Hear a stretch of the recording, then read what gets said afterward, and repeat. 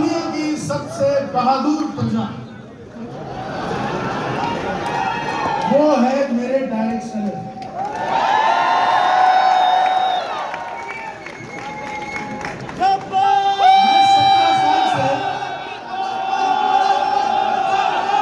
बोल लो, पहले बोल लो।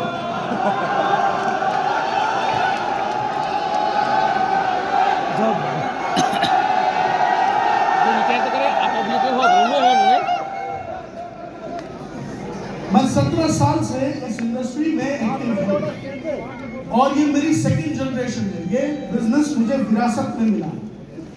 My father was also a proud network marketer, direct seller, और शायद वो अपनी जनरेशन के एक ऐसे लौटे बाप थे जिसने चाहा कि मेरा बेटा भी डायरेक्ट सेलिंग में जाएगा।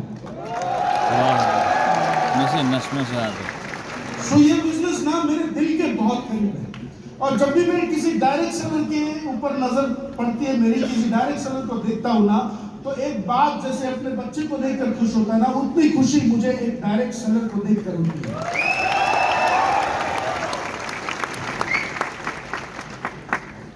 इसलिए आज मैं थोड़ा सा मेरी लाइफ में मुझे जो एक्सपीरियंस हुआ इस धंधे को लेकर कि कैसे एक डायरेक्ट सेलर इस बिजनेस को ज्वाइन करता है और कहां पे उसको अड़चने आती है, कहां पे वो गिरता है और वो फिर संभलता है या नहीं संभलता है, उसकी बात करेंगे। पहली बात तो ये कि ये धंधा हमने चुना नहीं है। जैसे आप 12वीं खत्म करते हो, कॉलेज खत्म करते हो, उसके बाद ना एक इंजीनियर ये सोचता है कि अब मैं जॉब करूंगा, इस कंपनी में करूंगा, उस कंपनी में करूंगा, ये काम करूंगा। ये डायरेक्ट सेलिंग हमने चुनी नहीं है। क्या हमने चुना है इसको? नहीं। ये बिजनेस हमारे तरफ सामने से आया। कोई ना कोई अपना प्लान, अपना प्रोडक्ट लेके हमारे पास आया था, है ना? पहले उस प्रोडक्ट को हमने इस्तेमाल किया, फिर उसमें कॉन्फिडेंस आया, हमें जान आई कि नहीं यार ये कुछ बात है, और उसके बाद हमने उसके साथ हमारी बातचीत हुई और हमने ये डिस्कवर किया कि मेरी जिंदगी में कुछ तो ऐसा है जो मेरे एग्जिस्टिंग बिजनेस से या मुझे मेरी जॉब से वो फुलफिल नहीं हो पाएगा। और फिर हमने इस डायरेक्ट सेलिंग का हाथ थामा कि मैं 20 साल से काम कर रहा हूं, आज तक फॉरेन नहीं जा पाया, यहां पर जाने का मौका मिल सकता है। मर्सिडीज आज तक सिर्फ मेरे सपनों में थी, अगर उसको पार्किंग में लाना है तो डायरेक्ट सेलिंग मुझे मदद कर सकता है। तो हमने अपनी लाइफ में कुछ मिसिंग चीजें थी, उस मिसिंग चीजों को पूरा करने के लिए हम डायरेक्ट सेलिंग में आए। ये सुनो, अब दिक्कत यह है कि हम आ तो गए, लेकिन चूंकि ये बिजनेस हमने चुना नहीं है, हमारे पास सामने से चल के आया है, इसलिए हमें दिक्कतें बहुत आती हैं। और कैसी कैसी दिक्कतें आती है? हम कुछ भी मार्केट में जाएंगे, 5-7 लोग 10 लोग ना बोलेंगे, हम लोग बैठ जाएंगे। हमारी टीम में 8-10 लोग हैं, वो अगर हमारा कहना नहीं मानेंगे तो हम बैठ जाएंगे। Yes no? छोटे छोटे सवालों पे भी हमारी हिम्मत इस धंधे में जवाब दे देती है। अब तुम 20 साल 15 साल से जो अपना धंधा कर रहे थे, जो अपनी नौकरियां कर रहे थे, क्या उसमें कोई दिक्कत थी या एकदम भगवान का दिया हुआ सब कुछ था? दिक्कत थी। वहां पर वो दिक्कत किसने सॉल्व की? आपने खुद। तो इधर वो मैंने किधर जाता है?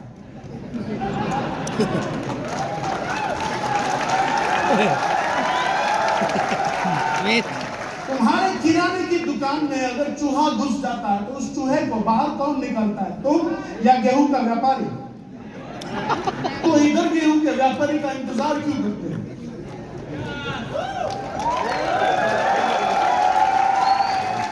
ये धंधा ना सूट पहनने से, टाई डालने से नहीं होता। इस धंधे में एक इमोशन डालना पड़ता है, और वो ये है कि ये धंधा मेरा है।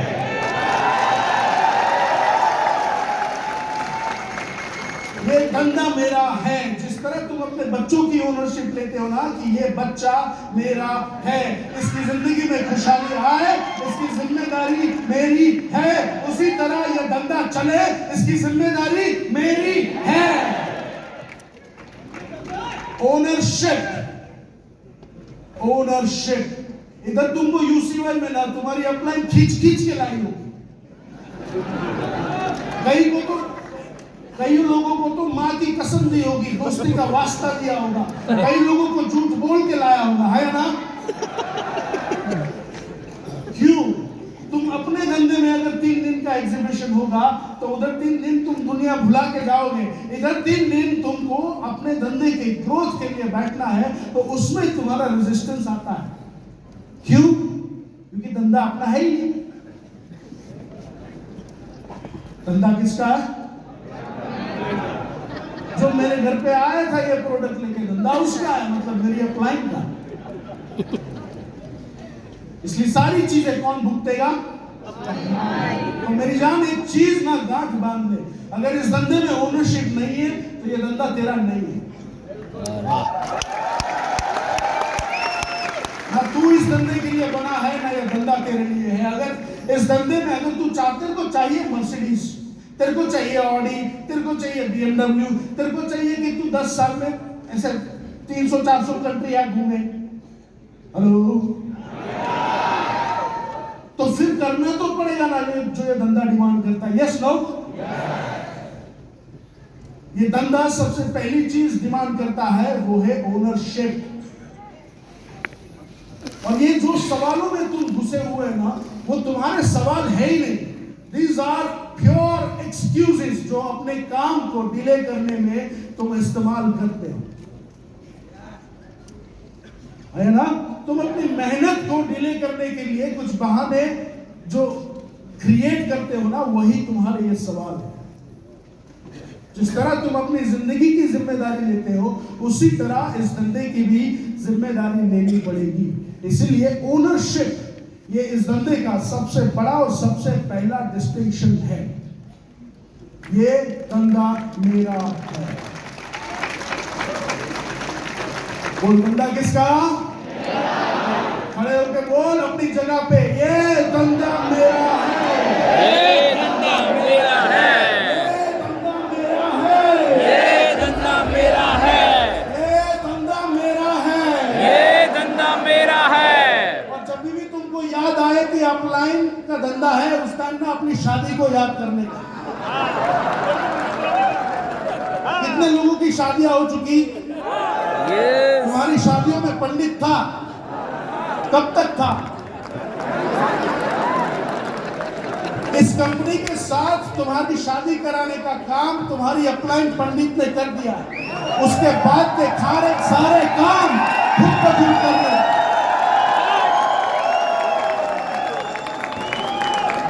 नो, पंडित का काम मंडप तक, उसके बाद खत्म।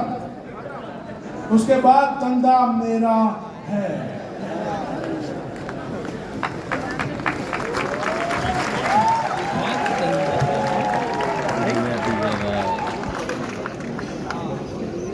जब ओनरशिप जब तक नहीं आती ना मेरी जान, तब तक इस धंधे में तू जान नहीं डाल पाएगा। तेरी अपलाइन तेरे साथ हमेशा से है। इस दुनिया में सिर्फ एक ऐसा प्राणी है जो चाहकर भी तुम्हारा बुरा नहीं चाह सकता, वो है तुम्हारी अपलाइन। चाहकर भी है ना? तुम्हारे घर वाले चाहेंगे कि ये ज्यादा टाइम बाहर ना घूमे, ये वो करे, ये पुराने धंधे में वापस चला जाए, या फिर ये अपने कंफर्ट जोन को ना तोड़े। लेकिन इस दुनिया में एक ऐसा शख्स है जो लगा पड़ा है तुम्हारी जिंदगी बदलने के लिए, और वो है तुम्हारी अपलाइन। और तुम उसी अपलाइन के सामने पड़े हो। दुनिया में सब कुछ करने का, जो अपलाइन बोले वो नहीं करने का, है ना? So surrender to your upline. Upline का इस्तेमाल खुद को डेवलप करने के लिए करने का। अपलाइन खींच के मार्केट में ले जाने के लिए नहीं बना है। हेलो, अपलाइन खुद को डेवलप करने के लिए इस्तेमाल करने का। तुम्हारे पास 2 चाकू है, एक आधे फीट का चाकू जो तुम किचन में इस्तेमाल करते हो आलू काटने के लिए, और एक चाकू है 4 फीट का जो तुम युद्ध में इस्तेमाल करते हो दुश्मन के गले काटने के लिए, है ना? तो वो 4 फीट का जो चाकू है जिसको हम तलवार बोलते हैं, उसका इस्तेमाल कहाँ किया जाना चाहिए? युद्ध में, है ना? और तुम उसको किचन में उससे आलू काटते हो। इसलिए अपलाइन का इस्तेमाल खुद के डेवलपमेंट में है। मुझे जो चीज नहीं आती वो मैं कहां से सीख सकूं, वो अपनी टीम में कैसे दे सकूं, वो डुप्लीकेशन कैसे कर सकूं, दैट वो रोल अपलाइन का है। मुझे सिखाने का रोल अपलाइन का है। ये नहीं है कि मैं इधर बैठा हूं, तुम आके कर जाओ सबके साथ, वो ओनरशिप नहीं है ना। तुम बोलोगे कि यार मैं माल तो बेच सकता हूं, मैं डुप्लीकेशन नहीं कर सकता, दैट इज नॉट ओनरशिप। ये धंधा करना है तो सीखना पड़ेगा, वो करना पड़ेगा। तुम बोलोगे कि यार मेरे को 3 आदमी लाके दे तो मैं उसको डुप्लीकेट करवा सकता हूं, मैं माल नहीं बेच सकता, नहीं, करना पड़ेगा। Everything you have to do. Hello, दुनिया का सबसे आसान बिजनेस है डायरेक्ट सेलिंग, लेकिन सबसे बड़ी दिक्कत क्या है मालूम? सबसे बड़ी दिक्कत यह है कि हमको इस धंधे का ऑटोमेशन जो है वो चाहिए, इस धंधे का डुप्लीकेशन चाहिए, इस धंधे का कंपाउंडिंग चाहिए, लेकिन करना कुछ नहीं। बस मैं आ गया हूं, मेरी अपलाइन पे मैंने जो चाहा था वो उपकार कर दिया, अब जो है वो अप्लाई करेंगे। नो, इस धंधे का ownership and surrender to your upline. एक ऐसा आदमी जो तुम्हारा बुरा कभी नहीं चाह सकता, उस आदमी को सरेंडर नहीं करोगे तो किसको करोगे? सो सरेंडर टू योर अपलाइन। वो जो बोले वो करने का। वो बोले कुएं में कूद जा तो कूद जाने का। आई एम श्योर वो कुआं 4 फीट से गहरा नहीं होगा। क्योंकि अगर हमें कुछ हो गया तो नुकसान तो अपलाइन का ही है ना। इसलिए वो कोई ऐसी चीज नहीं करवाएगा जिससे हमें नुकसान हो। इसलिए surrender to your upline 100%।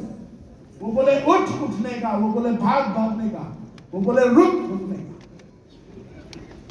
People are awesome and extraordinary. Love your upline and love your team.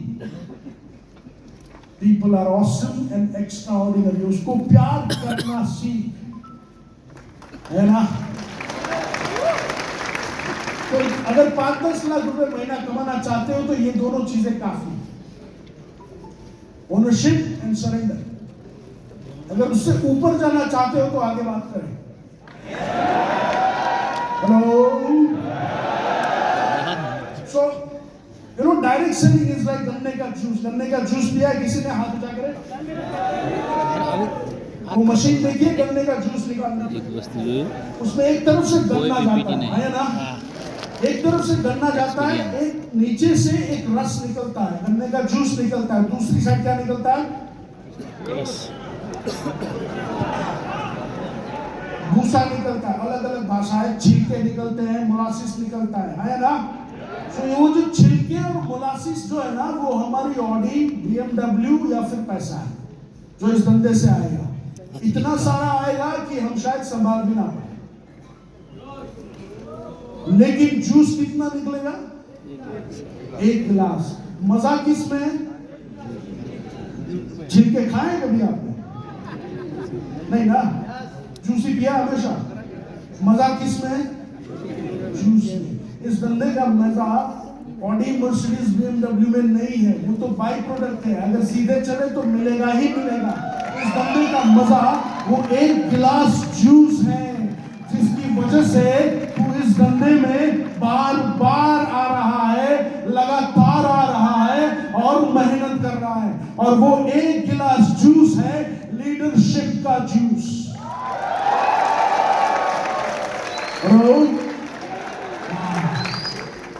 अगर मेरी 7 पीढ़ी, पिछली 7 पीढ़ी में तो ऐसा नहीं हुआ कि नाम पुकारे और 1200 लोग चिल्लाए, है ना। ये मजा ये धंधा देता है। 10 लाख, 15 लाख, 50 लाख इस बाई प्रोडक्ट। लेकिन इस मजे को ना, इस 1 गिलास जूस के लिए ना, उस गन्ने के मशीन में से अंदर से निकलना पड़ेगा। अपने आप को बड़ा बनाना पड़ेगा। वो सुबह गौरव ने एक डायलॉग याद करवाया था कि बाबू मोशाई जिंदगी लंबी नहीं बड़ी होनी चाहिए, है ना। ये वो धंधा है जो तुम्हें पावर देता है कि तुम इतने इन्फ्लुएंशियल लीडर बनो कि लाखों करोड़ों लोग तुम्हारे जीने की दुआ मांगे, तुम्हारे लंबी उम्र की दुआ मांगे। कि अगर इसको कुछ हो गया तो फिर हमारा क्या होगा। इसको ये लीडरशिप का बिजनेस है और उसके लिए ना हर एक लेवल पे तुम्हें अपना वर्जन चेंज करना पड़ेगा। क्या करना पड़ेगा? Version change. तुम पहले दिन जो इस इंडस्ट्री में तुम्हारा था पहला दिन, अगर आज भी वैसा ही दिन है तो तुम वही कर पाओगे जो तुमने पहले दिन किया था। यस। तुम्हारी कंपनी में अलग अलग रैंक्स होंगे, है ना? हाँ, उस हर रैंक पर एक नया लीडर जन्म लेना चाहिए। तुम्हारा करिश्मा हर लेवल पर नया होना चाहिए। तुम्हारा बर्ताव हर लेवल पर नया होना चाहिए। तुम्हारी पर्सनालिटी हर लेवल पर नई होनी चाहिए। अगर वर्जन चेंज नहीं किया तो ये धंधा तेरे किस काम का है? पैसे कमाने के लिए हजारों धंधे हैं। मर्सिडीज, BMW उन धंधों में भी आती है। हेलो, ये धंधा तो एक गिलास गन्ने के जूस का है मेरे यहां।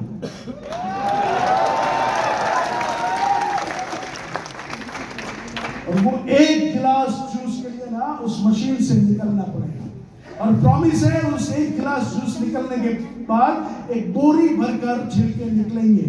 मजा कर लेना उन छिलकों के साथ जितना करना है, लेकिन जिंदगी में मजा तो एक गिलास जूस देना। इसलिए यह धंधा लीडरशिप का है। हर रैंक पर, हर पड़ाव पर एक नया इंसान जन्म लेना चाहिए। और इसीलिए ये यूसीवाई क्यों इस ऐसे प्रोग्राम्स को अटेंड करना चाहिए। कल कोठारी जी ने भी कहा कि माहौल में रहो, माहौल बनाओ, माहौल में लोगों को लाओ। ये माहौल ही है जो लीडरों को जन्म देता है। ये प्रोग्राम्स ही है जहां पर लीडरों को जन्म दिया जाता है। कल दीपक साहब कुछ एक्सरसाइज करवा रहे थे। आप में से 30% लोगों ने ये एक्सरसाइज नहीं की। क्यों नहीं की? समझ में नहीं आती। ऐसे क्या लिखा है समझ में नहीं आता है ना। कुछ लोग, कुछ महापुरुष तो ऐसे थे कि ये हमने किया था पिछली बार ट्रेन द ट्रेनर पे, तो अब जरूरत नहीं है। सो उस टाइम एक्सरसाइज किया था, वहां से लेकर ये पिछले 3 महीने में तेरे में कुछ बदलाव आया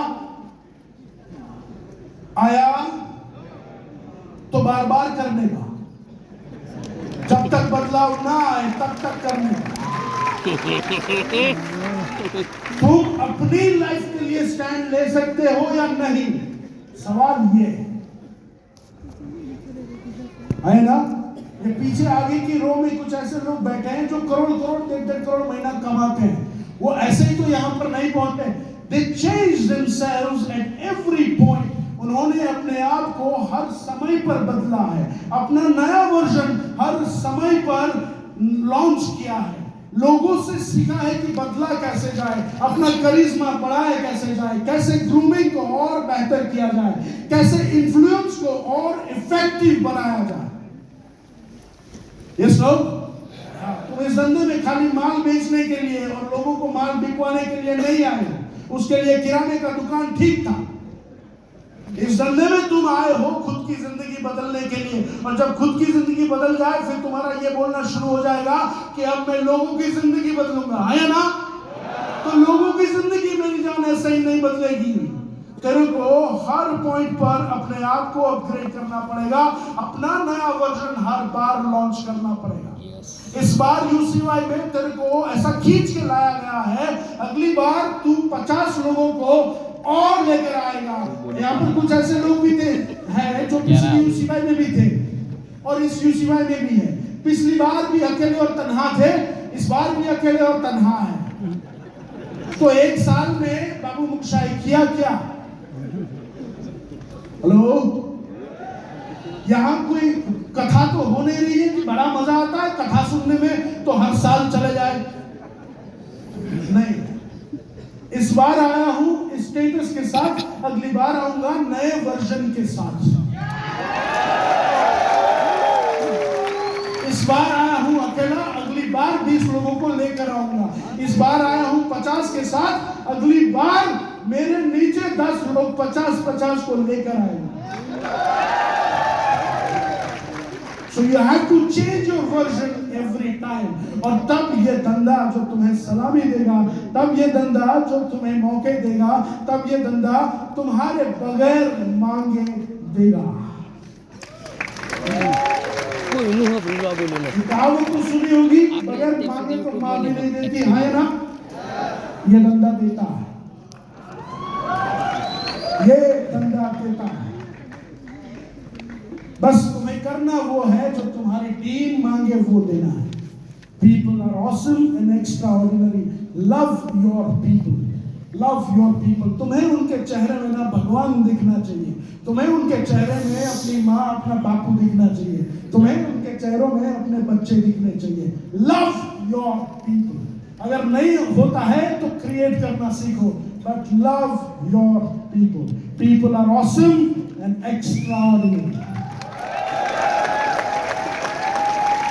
ये मौका, ये धंधा तुम्हें दे सकता है। अगर इस धंधे का जूस नहीं पिया तो ये धंधा तेरे कोई काम का नहीं है। तो ठीक था अपने किराने की दुकान में, लेकिन भगवान चाहता है मेरी जान कि तू ये जूस पिए, इसलिए तू और मैं दोनों इस धंधे में है। इसलिए तेरे पास गन्ने की मशीन ऑलरेडी है, तेरी अपलाइन में एक सिस्टम ऑलरेडी सेट किया हुआ है। बस उसमें घुस, अपने छिलके उस तरफ निकाल, जूस इस तरफ निकाल, और मजा ले इस इंडस्ट्री का। अगर जब भी कभी भी कोई प्रॉब्लम हो, वो प्रॉब्लम तेरे अंदर ही है, उसका सॉल्यूशन ढूंढ और आगे बढ़। ये धंधा माँ के जैसा है, तू मांगे या ना मांगे देगा। और बहुत प्यार करता हूं मैं इस धंधे से, बहुत प्यार करता हूं। और मैं ये इसलिए काम करता हूं कि मेरे बेटे का नाम राम है। जब वो कॉलेज खत्म करेगा ना, तब उसके पास 2-3 ऑप्शन होंगे। उसे उस 3 ऑप्शन में एक ऑप्शन डायरेक्ट सेलिंग होना चाहिए। और मैं काम उसीलिए करता हूं कि सिर्फ राम के ऑप्शन में नहीं, दुनिया भर के करोड़ों लोगों के बच्चों के ऑप्शन में डायरेक्ट सेलिंग होना चाहिए। चलिए वो इज्जत इस धंधे को वापस दे, वो ताकत इस धंधे को वापस दे, लेकिन उसके लिए हमें मजबूत बनना पड़ेगा। हमें सिर्फ टाई और कोट डालने से कुछ नहीं होगा, हमें अपना वर्जन बड़ा बनाना पड़ेगा, हमें अपना वर्जन हर बार अपग्रेड करना पड़ेगा। और उसके लिए लोगों को और खुद को दिखाना पड़ेगा कि पिछले समय से इस समय में मुझ में इतने बदलाव आए और इतना परिवर्तन मैं अपने में और समाज में ला पाया। मेरे साथ है तू, है ना? मेरे साथ है तू, है ना? तो अगले यूसीवाई में जब हम मिले ना, तब अकेला नहीं होना चाहिए, तब तेरे साथ 50-100 लोग होने चाहिए। और बजाज साहब को ना हम मजबूर करेंगे कि अब दाल कटोरा नहीं चलेगा, इसमें सीटें थोड़ी सी कम है, 7-8 हजार और सीटें चाहिए। क्यों ना 10,000 फैमिलीज को हम इधर बैठाएं। उन 10,000 इस साल कसम खाते हैं कि कम से कम 10,000 फैमिलीज में इस डायरेक्ट सेलिंग के धंधे को एस्टेब्लिश करेंगे, उनके सपनों को पूरा करने में मदद करेंगे और उनको एक बेहतरीन जिंदगी की शुरुआत इस साल में कराएंगे। कम से कम 10,000 लोग, और वही 10,000 फैमिली में से एक बंदा अगले साल इधर बैठा होगा। मेरे साथ है तू, है ना? है ना? है ना? आखिरी बार खड़ा होकर मेरे साथ बोलेगा, धंधा किसका? मेरा। ये धंधा किसका? मेरा। ये धंधा किसका? बोलो, धंधा किसका? धंधा किसका? प्रॉब्लम आएगी वो किसकी?